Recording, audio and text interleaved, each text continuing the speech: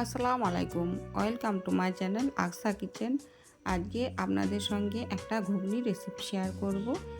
এটা আমরা যখন স্কুলে পড়তে যেতাম তখন এই ঘুগনিটা একটা কাকু তৈরি করে নিয়ে আসতো। এখানে আমি মটর নিয়েছি, ওভারনাইট ভিজিয়ে রেখেছিলাম। আলু নিয়েছি এইভাবে কেটে, টমেটো নিয়েছি, বেসন নিয়েছি, ধনে পাতা, লঙ্কা কুচি, পেঁয়াজ কুচি, আদা রসুনের পেস্ট আর নিয়েছি কিছুটা নারকেল কুচি।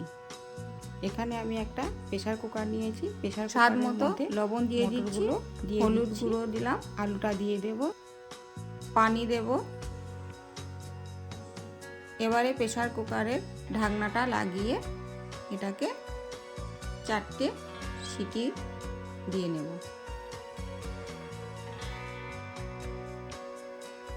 প্রেসার কুকারটা ওভেনে চাপিয়ে দিয়েছি। এবারে এরকম করে আমি 4টে সিটি দিয়ে নিলাম। গ্যাসটা বন্ধ করে এটা কিছুক্ষণের জন্য ঠান্ডা হতে দেব। এবারে এটাকে আমি আপনাকে খুলে দেখাচ্ছি। আমি আপনারাকে খুলে দেখিয়ে করেছি আমি মোটাটা এইভাবে সেদ্ধ করে খুব ভালো করে সেদ্ধ করে নিয়েছি। দেখতেই পাচ্ছেন ভিডিওতে আমি কতটা সেদ্ধ করেছি মোটরটা। এবারে আলুগুলো আমি তুলে নেব। এবারে এটাকে একটা সাইডে রেখে দেব। ফ্রাইং প্যান নিয়েছি, আগে থেকেই বসিয়ে রেখেছিলাম। এখানে তেল দিয়ে দিলাম, একটা তেজপাতা দিলাম। তেজপাতাটা একটু ভেজে নিয়ে এখানে দিয়ে দেব পেঁয়াজ কুচিগুলো।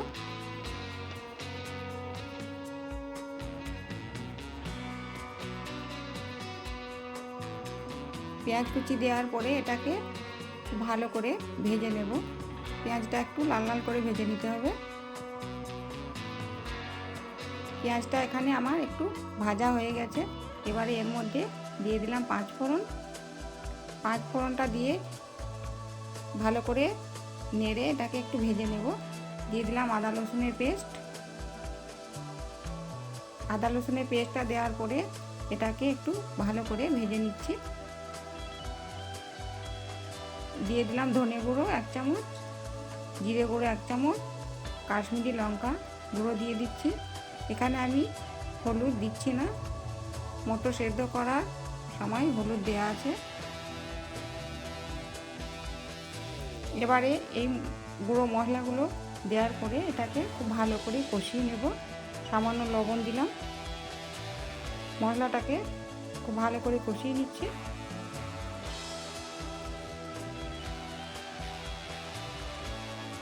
মশলাটা কষানো হয়ে গেছে। এবারে এর মধ্যে দিয়ে দিচ্ছি বেসনটা দিয়ে এটাকে একটু ভেজে নিতে হবে।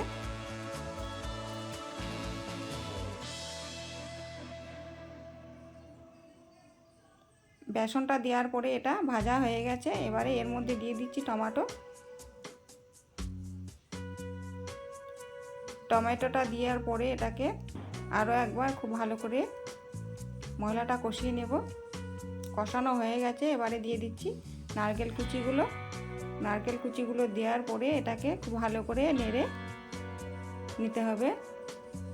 একটু হালকা ভাজা হয়ে গেলে মটরগুলো এর মধ্যে দিয়ে দিতে হবে। মটরগুলো দিয়ে দিলাম। এবারে প্রেসারটাকে ধুয়ে এর মধ্যে একটু পানি দিয়ে দিচ্ছি। এবারে এটাকে খুব ভালো করে নেড়ে নেব।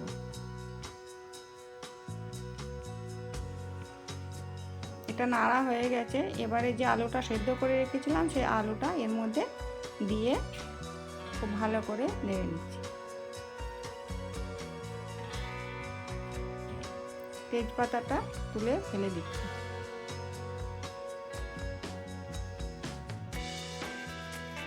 এটা আমার হয়ে গেছে প্রায়। এবারে এর মধ্যে দিয়ে দেব ধনেপাতা কুচি। সেইভাবেই করে দেখাচ্ছি। ভাজা জিরের গুঁড়ো এখানে দিয়ে দিচ্ছি। ভাজা জিরের গুঁড়োটা অবশ্যই দেওয়ার চেষ্টা করছি।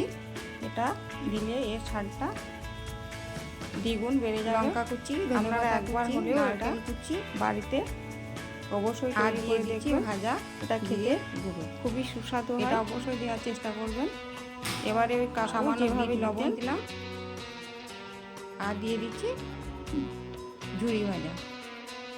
এটা খেতে কিন্তু দুর্দান্ত লাগে। আপনারা যদি এইভাবে তৈরি করে না থাকেন তাহলে অবশ্যই একবার তৈরি করে দেখুন। ভিডিওটা ভালো লাগলে একটা লাইক অবশ্যই করবেন। চলে আসবো নতুন কোনো রেসিপি নিয়ে। ভালো থাকবেন, সুস্থ থাকবেন। আল্লাহ হাফেজ।